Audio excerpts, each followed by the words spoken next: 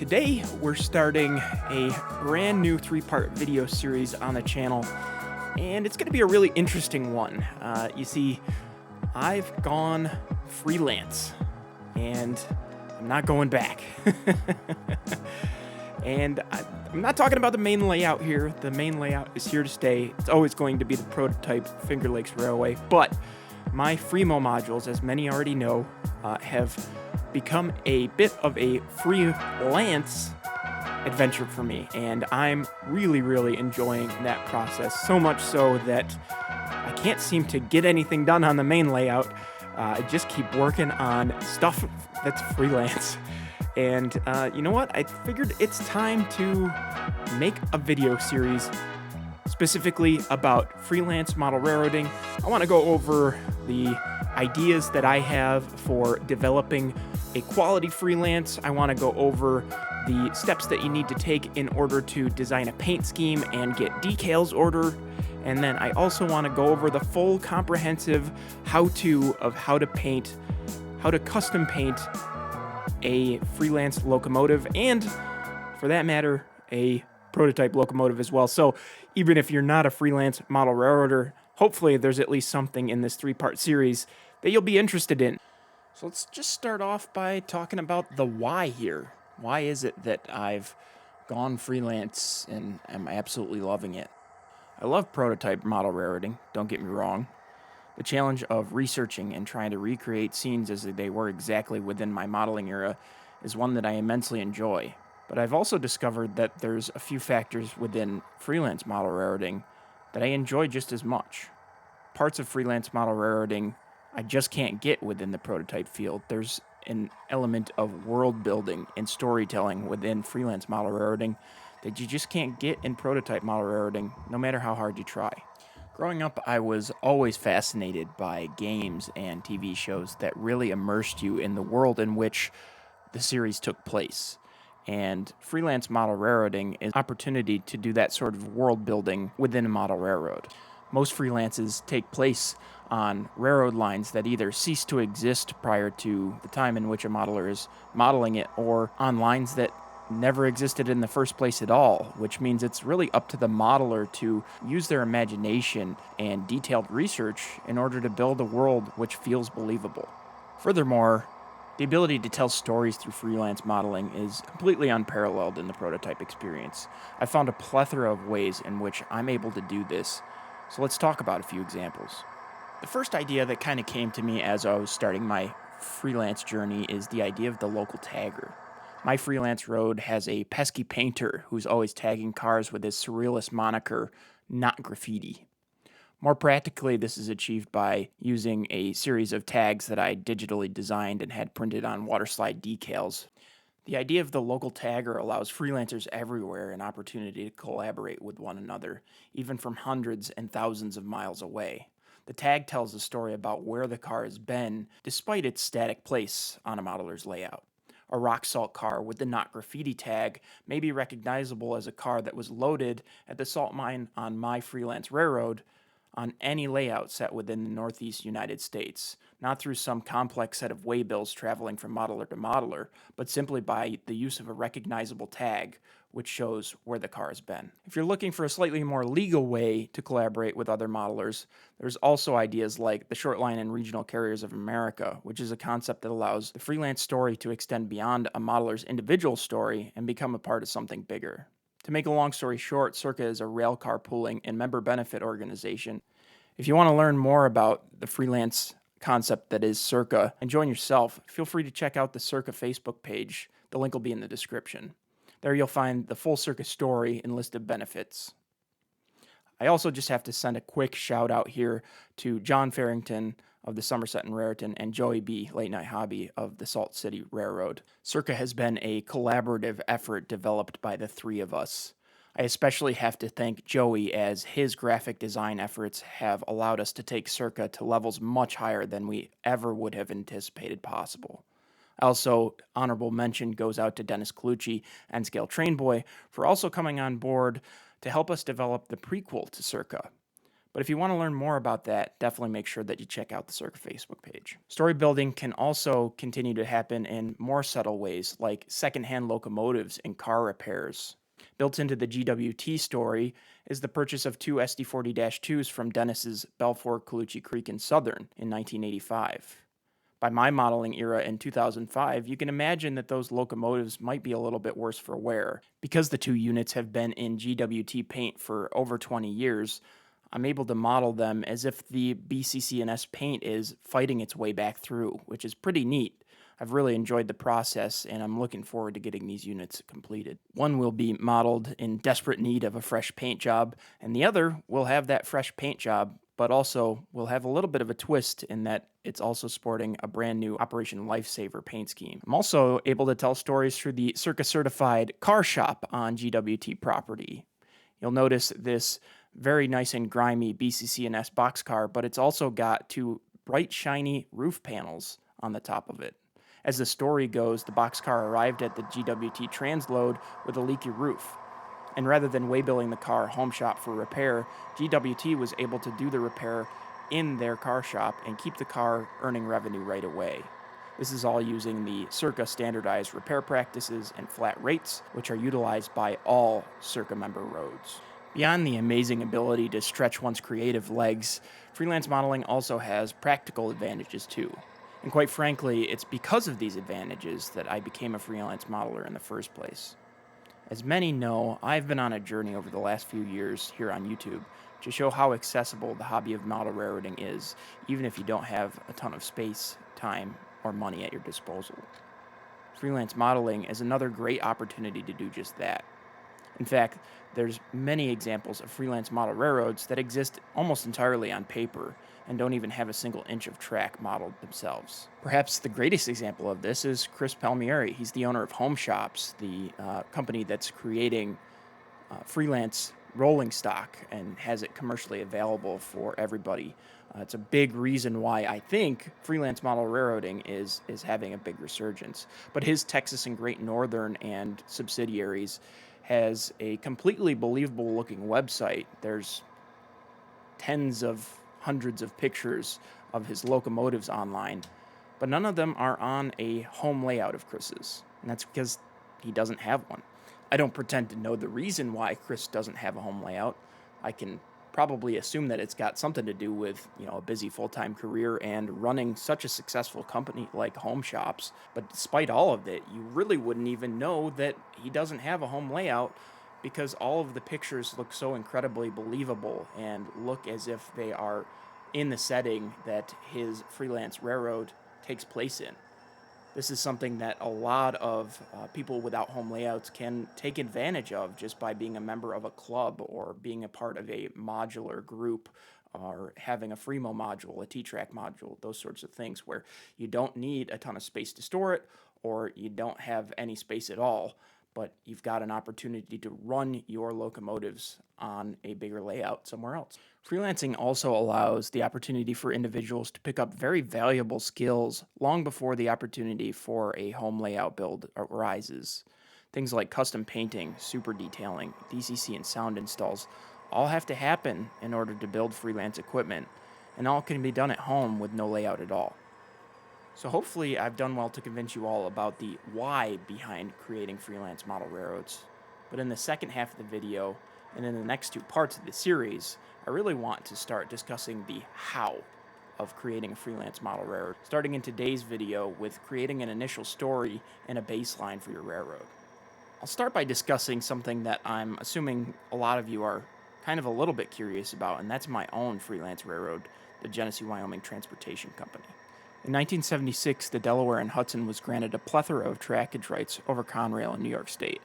The most important of these rights was seen as the former Erie Railroad Southern Tier main line from Binghamton, New York to Buffalo, New York. However, D&H also received trackage rights on the seldom-used Griegsville Secondary from Alexander, New York to Retzoff, New York, which allowed them the ability to interchange with what was then a little salt hauling railroad called Genesee in Wyoming. My freelance changes that story only slightly to start in that the D&H received trackage rights over the former Erie Railroad Batavia branch from Attica, New York to Caledonia, New York, and P&L Junction instead. It's at P&L Junction that D&H is still able to interchange with Genesee, Wyoming, along with fellow Freelance, Buffalo, Rochester, and Pennsylvania. In the 1980s, Conrail began selling off and abandoning their seldom used branches, and in 1982, the Batavia branch's time had come. Facing abandonment and the loss of what had become two reliable interchange partners, the cash-strapped D&H partnered with the Buffalo, Rochester, and Pennsylvania to purchase the branch, along with some of the former New York Central Peanut line in the city of Batavia itself. The two roads formed a subsidiary to operate the line called Genesee, Wyoming Transportation. Upon startup, GWT got a pair of locomotives from each.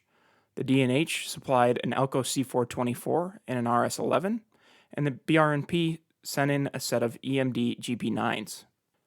Quickly after formation, viewed as redundant trackage, the Batavia branch from Leroy to P&L Junction was abandoned, and GWT was given trackage rights over the BR&P from Leroy, New York to P&L Junction. This allowed the D&H to continue their ability to directly interchange with G&W. The ability to directly interchange with G&W proved very fruitful for the D&H, and subsequently for GWT. It didn't take long for unit salt trains to be rolling off the G&W daily on their way to points throughout the Northeast. However, with no ability to expand outward on their own, G&W also looked to become part of a larger company, and in 1983 sold to GWT. Ultimately, though, it didn't matter how much success GWT had. The rest of the D&H was struggling, and in 1984 they were purchased by Guilford Rail. BR&P, not wanting to share a 50-50 interest with Guilford, but not having the cash to buy out the D&H's portion outright, after expanding so rapidly themselves with the purchase of GWT, G&W, and a solo purchase of the former New York Central West Shore, all within the past decade, sought outside investment to help buy out D&H's portion. They were successful in doing so in the form of a group of local investors. The opportunity to expand came again in 1985 with the purchase of the Dansville and Mount Morris Railroad. Still cash-strapped, the BR&P ownership decided to sit the deal out, but the investment group fronted the full cost of the purchase, rolling the line into GWT and taking over a 75% controlling interest in GWT. In 1989, as BR&P also sought to simplify their balance sheet and trackage network, they sold their 25% ownership to GWT as well. This united GWT for the first time as a completely independent railroad. Being free from the control of other roads proved very beneficial for GWT, and to this day they continue to utilize salt as a major source of income, with a daily unit train from the mine interchanging with both CSX in Batavia and Norfolk Southern in Attica. While salt continues to be a major commodity for GWT, the Cargill feed mill in Alexander and multiple businesses in the Batavia cluster provide an incredibly robust balance sheet for the company year after year. So that's the story, and I hope you enjoyed it. I especially hope that you enjoyed this beautiful utopian reality where the Orange Borg never has a chance to rise to power. But who knows? Maybe a green monster sprung up in its place. But that's a story for a different day. I think the story contains a few key concepts that I'd like to share with you, as I think that they stand to benefit any modeler who's looking to develop their freelance story in a way that's rooted in reality, but also ready and willing to collaborate with other freelance model railroads. We first have to start by talking about the kind of core concept of this story, and that's the what-if scenario. In my opinion, some of the best freelance model railroads stem from this slight adaptation to local railroading history.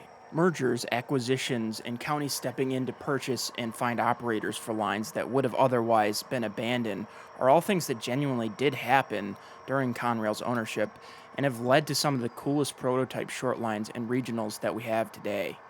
The anchoring of a freelance story through a what-if in which one of these situations happens allows freelancers a very easy and intriguing jumping-off point for a freelance story. Behind this kind of core factor, the what-if situation, there's also three other factors to consider when you're creating your freelance story. That's the location, era, and the name of the freelance. Location is, of course, important because it dictates so much of what you'll be able to model within your freelance, but it also can dictate the history within your story.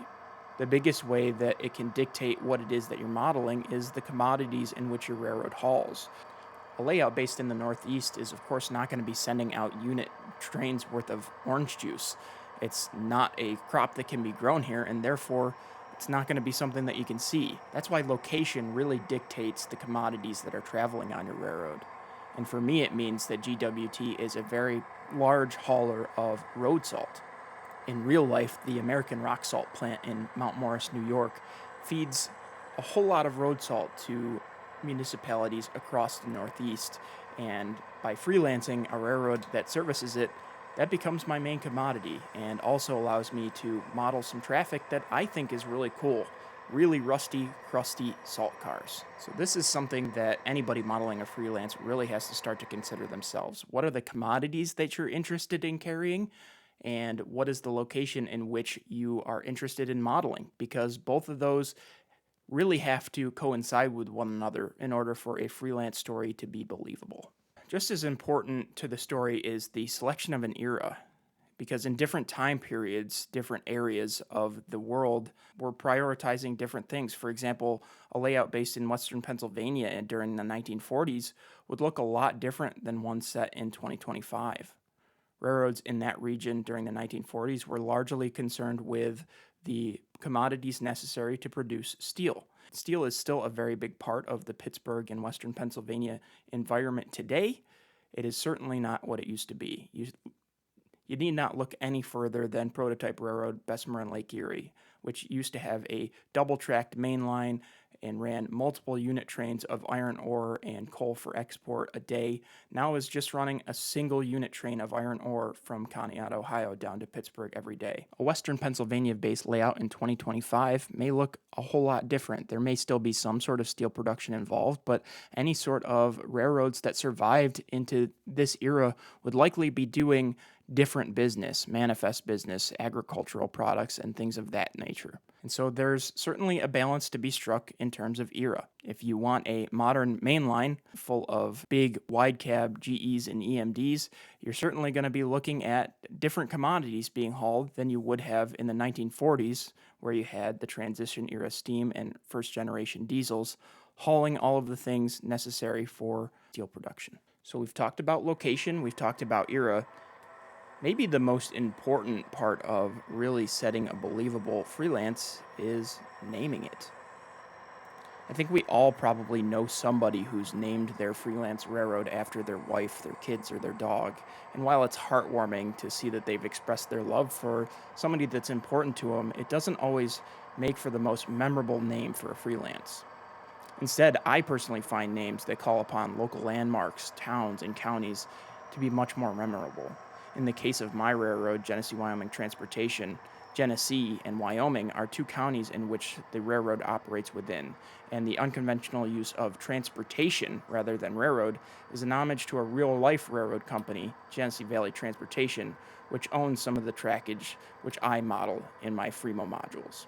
There's other practical naming conventions that can be used as well, like using a main town name and the cardinal direction in which a railroad travels, like my friend Tim's Finger Lakes Northern, or using the names of two towns along the route, like John Farrington's Somerset and Raritan. Sometimes you'll even see a call out to what a city's best known for, or their nickname, like Joey B's Salt City Railroad, which is a layout based in Syracuse, New York, which is of course nicknamed the Salt City. In any case, these memorable freelances have one thing in common, and that's that their names are rooted in some way to the region in which they reside. So there you have it, and take it for what you will. A prototype modeler's guide to developing a freelance model railroad story. Just remember these main concepts that we talked about. Find your core, find your what if statement. What if this happened, and how would that affect the railroading history that we know today? From there, think about your location, your era, and how they affect one another, and then find a great name, find a memorable one. I certainly hope that you enjoyed my ramblings on this subject, and if you feel like I left out anything critical of the freelance development guide, please feel free to let me know. I'm very excited to be going on this freelance journey with all of you, so be sure to look out for part 2 and part 3 of this series, where we'll dive into the more practical concepts of freelance paint scheme design and decal ordering, and take you through the comprehensive guide to custom painting a locomotive. I really appreciate all of you watching this video all the way through. If you're new to this channel, please consider subscribing. Like I said, plenty more great content to come in this video series, and as we circle back to the prototype Finger Lakes Railway as well. Take care, everybody, and I'll see you in the next one.